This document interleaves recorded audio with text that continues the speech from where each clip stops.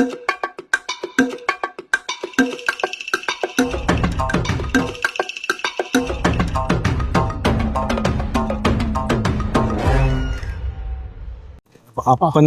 എന്നൊരു സിനിമ ഒരു one of the finest craft in Malayalam industry ചെയ്ത മജു എന്ന സംവിധായകൻ്റെ അടുത്ത വലിയ ഒരു സ്വപ്നമായ പെരുമാനി എന്നുള്ള സിനിമയിലാണ് ചേട്ടൻ പറയുക. ഈ സിനിമ കാണാൻ പ്രേക്ഷകരെ പ്രേരിപ്പിക്കാൻ എന്താണ് വിനയ് ഫോർട്ട് എന്ന മനുഷ്യന് പറയാനുള്ളത്?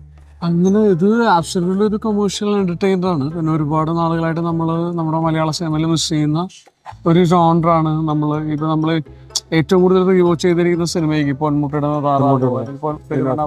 അതുപോലെയുള്ള സിനിമയുടെ ആ മിസ് ചെയ്യുന്ന സിനിമകൾക്ക് ആ ഒരു സോണിലേക്ക് നമ്മളൊരു എന്റർടൈനർ ആയിട്ട് വരികയാണ്.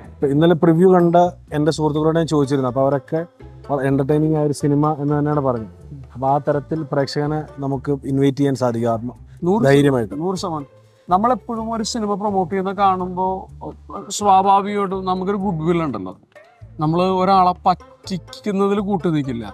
അപ്പോൾ എനി ടൈം ഒരു ഡീസൻറ്റ് സിനിമ മാത്രമേ പ്രൊമോട്ട് ചെയ്യപ്പെടുന്നുള്ളൂ. അപ്പോൾ 100% സിനിമ ധൈര്യമായിട്ട് കൊണ്ട് തിയേറ്ററിൽ എൻജോയ് ചെയ്യാൻ പറ്റുന്നത്. മറ്റ് പല നടന്മാർക്കുമിടയിൽ വിനയ് ഫോർട്ട് എന്ന മനുഷ്യൻ വളരെ സിൻസിയറായ ഒരു മനുഷ്യനാണ്.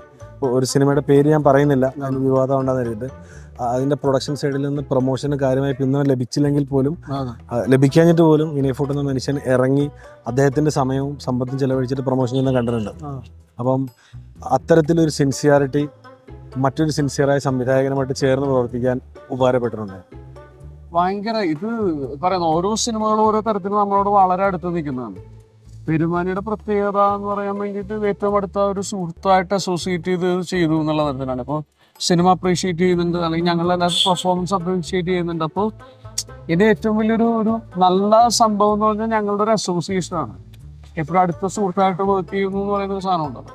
ഒരു സൗഹൃദത്തിൽ ഒരു സിനിമ ചെയ്യാൻ സാധിച്ചു എന്നുള്ള സാറ്റിസ്ഫാക്ഷനിലാണ്. അപ്പൊ ഭയങ്കര സ്വാതന്ത്ര്യം ഉണ്ടാവും അതിൻ്റെ ഇടയിൽ. നമുക്ക് ഈ പറയുന്ന പോലെ ഒരു സുഹൃത്ത് ഡയറക്ടർ ആകുമ്പോൾ അദ്ദേഹം നമ്മളെ കുറിച്ച് എന്ത് വിചാരിക്കുമെന്നോ, അല്ലെങ്കിൽ നമ്മൾ ഇങ്ങനെ ചെയ്താൽ നന്നാകുമെന്നോ, അങ്ങനെ ഇപ്പൊ പുള്ളി എന്ത് വിചാരിച്ചാലും എനിക്കൊന്നുമില്ല. ചിലപ്പോൾ പുള്ളി പറയും മഹാബോറാണെന്ന് പറയും, നമ്മൾ റീടേക്കിന് പോകും. അപ്പൊ അങ്ങനെ ഭയങ്കര കൊളാബറേറ്റീവ് വർക്ക് ആയിരുന്നു. ഒരു സൗഹൃദമുള്ളതിന്റെ എല്ലാ പ്രിവിലേജും ആ സിനിമയിൽ ഉപയോഗപ്പെട്ടിട്ടുണ്ട്. അപ്പോൾ ഒരുപാട് പേരുടെ സ്വപ്നമാണ്. എൻ്റെയും ഒരുപാട് സുഹൃത്തുക്കൾ വർക്ക് ചെയ്യുന്ന സിനിമയാണ്. സിനിമ വലിയ വിജയമാട്ടെന്ന് ആശംസിക്കുന്നു, ആത്മാർത്ഥമായിട്ട് പ്രാർത്ഥിക്കുന്നു. നാളെ ഉറപ്പായിട്ടും തിയേറ്ററിൽ ആ പടം കാണാൻ ഞാനും ഉണ്ടാവും.